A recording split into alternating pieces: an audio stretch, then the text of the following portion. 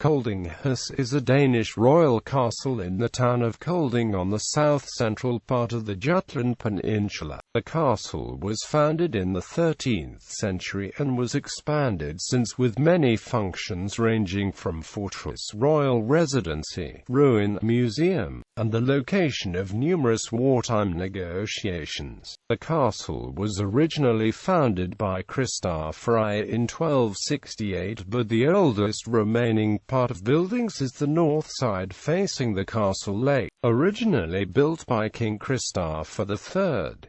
The western side was later built by King Christian I.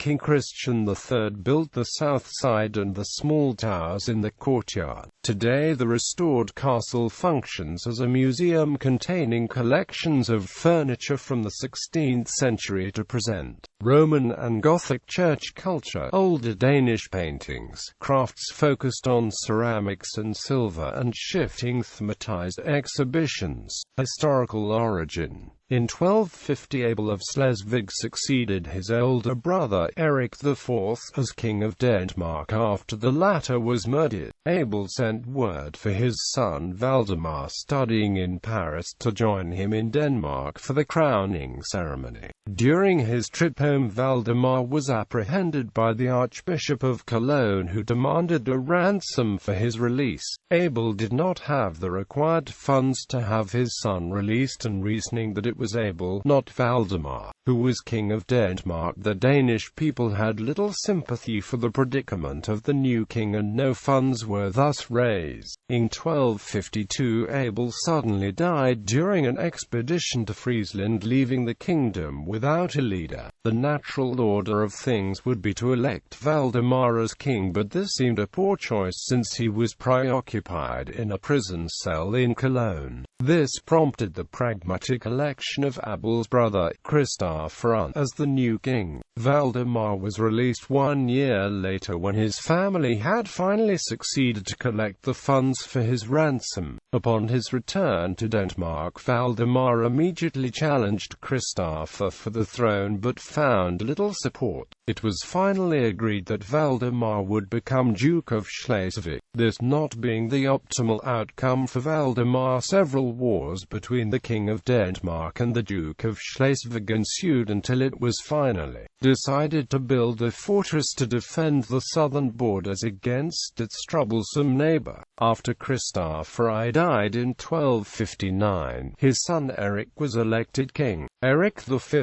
was just 10 years old at the time and faced claims to the throne from Abel's sons. It was in the context of this dynastic intrigue that Koldinghus was built. Between 1267 and 1268, two towns on the border between the Kingdom of Denmark and the Duchy of Schleswig, Kolding and Rye. At Kolding, a hill in the center of the town was chosen as the site for a castle. A moat was dug and wooden palisades erected. This was later to become Koldinghus.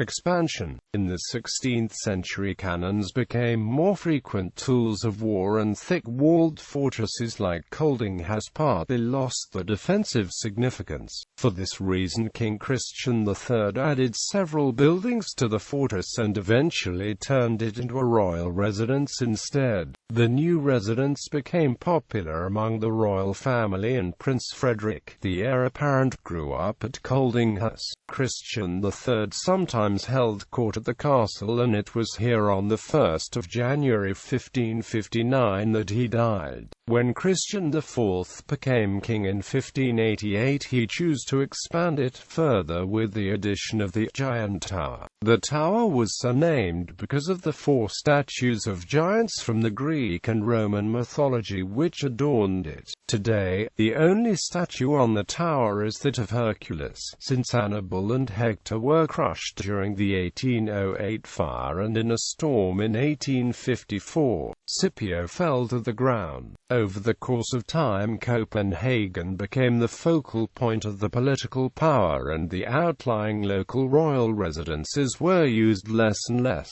frequently. When Frederick IV became king, he decided to remove most of the remaining surrounding walls, leaving Koldinghus as it can be seen today. The fire. During the Napoleonic Wars in 1808, Denmark had allied herself with France and Spain against, among others, Sweden and England. It was decided that 30,000 French and Spanish soldiers were to be stationed in Denmark to assist in a campaign to recuperate the Scandinavian lands lost to Sweden 150 years earlier. The Spanish soldiers arrived during the winter of 1808 and were quartered at Koldinghus under the supervision of the French commander, Jean-Baptiste Bernadotte. The Scandinavian climate typically being somewhat colder than that of Spain and France reportedly resulted in much activity around the furnaces and stoves to the extent of even furniture being set alight. This, combined with the unusually large number of people concentrated in the castle, may have been contributing factors to the fire which erupted in the early hours of a winter night. The danger of a fire had been anticipated and fire guards had been posted to patrol the castle throughout the nights. However, one was ill and had not reported that he stayed home, and the other had left his post for some hours.